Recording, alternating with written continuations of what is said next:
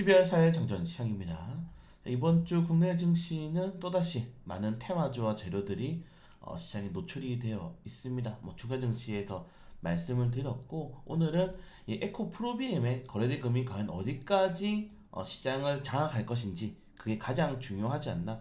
제가 어제도 에코 프로비엠에 대한 좋은 이슈가 있긴 하지만은 이게 전체적인 2천원지를 다 끌어올릴 만한 투심이 나올 정도의 재료는 아니다라고 말씀을 드렸고, 특히 주말 동안에 이 중국 지분에 대해서 제가 이거 말씀을 드렸죠. 이것 때문에 배터리 합작사들에 대한 부담감이 굉장히 커질 수밖에 없고, 이로 인한 2차전지 업종들에 대한 단기적인 조정이 더 나올 수도 있다. 다만 워낙에 큰 규모의 계약이었기 때문에 과연 에코프로비엠이 어디까지 시장의 거래대금을 빨아들일 건지, 그리고 지금 우리나라 시장 같은 경우에는 에코프로비엠이 아니라고 하더라도 마이크로 플라즈마, 증권형 토큰, 그린벨트 해제, 한동훈 테마주들, 이낙연 테마주들, 이준석 테마주들, 테마란 테마는 굉장히 많이 시장에 노출이 되어 있는 상황입니다.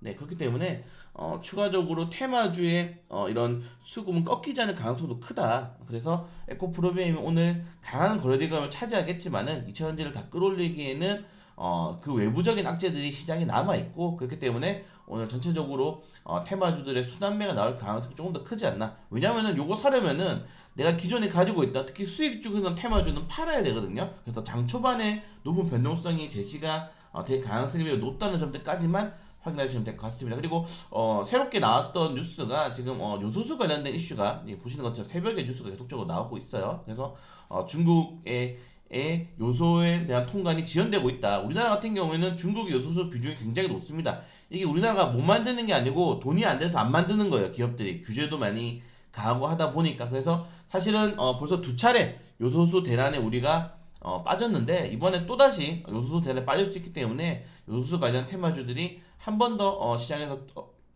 노출될 가능성이 크다는 점들 확인하시면 될 것 같고, 저는 오늘 이제 관심 종목들 같은 경우에는 시장이 많이 추워서 네, 제약바이오 업종들로 많이 올려드렸기 때문에 그 밑에서 참고적으로 확인해 보도록 하겠습니다. 자, 그럼 오펙이 추가 감산에 돌입을 했습니다. 그럼에도 불구하고 국제유가가 하락을 하고 있는데, 여기에 대해서는 이제 경기 둔화 우려가 좀 커지고 있다. 그래서 좀 양방향인 것 같아요. 이 국제유가랑 우리가 볼 수 있는 게, 굴이랑 국제유가가 사실은 경제의 바로미터잖아요. 근데 구리 가격은 계속 오르고 있어요. 이게 좀 재밌는 게, 구리 가격은 계속 오르고 있는데 유가는 계속 떨어지고 있다 이 말이죠. 그래서 아직까지도 정말 이 팽팽한 의견과, 그리고 주요면 지표들조차도 이게 과연 연착륙이냐 아니면은 좀 단기적으로 조정이 나올 수 있는 리세션이냐, 이런 것들이 시장에서 좀 계속적으로 설왕설래가 될 가능성이 높기 때문에 한쪽에 치우치지 않고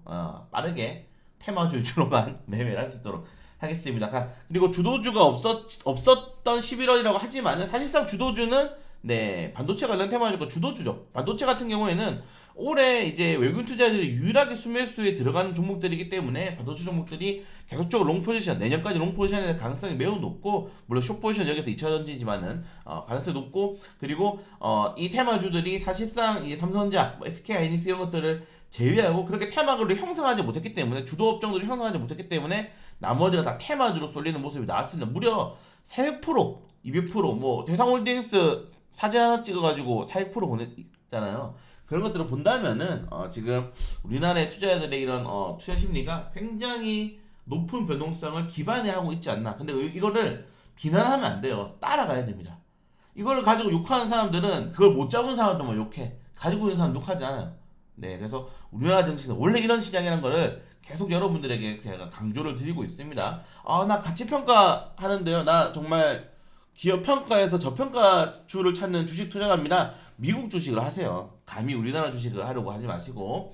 그리고 골드만삭스가 국제유가가 배럴당 70에서 100달러를 전망하고 있는데, 이 정도면 뭐 훌륭하죠. 네, 70에서 90달러 정도가 좀 적당한 것 같습니다. 이게 100달러가 넘어가면은 세계 부담이 될 수도 있기 때문에 확인하시면 될 것 같고, 네, 금값도 지금 계속적으로 올라가고 있다는 점도. 그래서 정말 지금 지표 같은 경우에는 이상해요. 그러니까 우리가 이때까지 상식적으로 배웠던 지표들과는 다르게 시장에 접근해야 할 수 있다. 이 정도까지만 말씀을 드리도록 하겠습니다.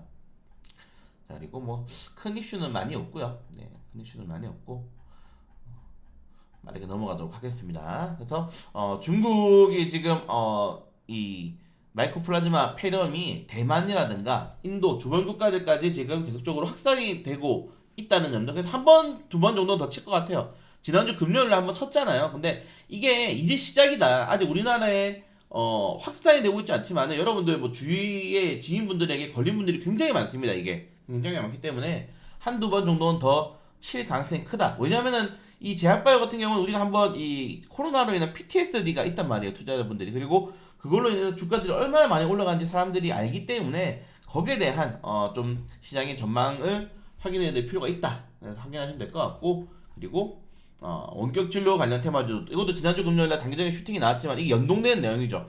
만약에 이런 이 감염성 질병이 다시 한 번 더 창궐하게 된다면은 사람들이 집 밖에 못 나가고 어떻게 하겠습니까? 네, 집에서 원격 진료, 비대면 진료를 할 수 있겠죠. 그래서 비대면 진료 관련 테마주에 추가적인 탄력 한 번 더 나올 수 있지 않을까? 이 정도까지만 확인하시면 될 것 같고, 사실 오늘 뭐 위에 제가 위에 뭐지 경기 관련된 이슈가 나와가지고 뭐 자료들 같은 걸 좀 준비했는데 오늘도 그냥 에코 프로비엠 때문에 이런 것들이 의미가 없을 것 같아요. 뭐 관심 종목들이나 이런 것들을 논의하기에는 주말 동안 워낙에 큰 재료가 터졌고 뭐 종토방 뉴스 기사들이 유튜브 쏟아지고 있죠. 쏟아지고 있기 때문에 그냥 오늘은 에코 프로비엠이 과연 어디까지 거래량을 끌어당길 수 있을 것인지, 요걸 또 산다고 하시는 분들이 있을 것 같은데 글쎄요. 네. 장 초반에 항상 여러분들 우리가 추격 매수를 한다고 하잖아요. 이게 한 10% 이상 올라간 종목들은 추격 매수를 하기가 많이 부담스럽습니다.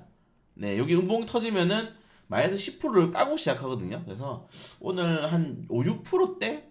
그렇진 않겠죠. 좀 짧게 출발하면은 우리가 에코프로머티를 이 비중을 가지고 있어가지고 전지를 또 사는 건 애매하긴 한데, 아니면 삼성 SDI라도 한번 공략을 해볼 수 있도록 하겠습니다. 그래서 오늘도 뭐 재밌는 뉴스가 이렇게 있지만은, 네, 테마가 많이 있지만은 결국 오늘은 에코프로 BM의 시장은 좀 장악할 가능성이 크다. 그래서 에코프로 그룹주들이라든가 아니면 에코프로 BM에 대해서 뭐 그렇게 크게 반등이 높게 상승폭이 나오지 않으면 한번 공략해 볼 필요도 있을 것 같고, 정말 에코프로 BM이 막 20%대 상승이 나오면은 삼성 SDI를 한번 공략해 볼 수 있도록 하겠습니다.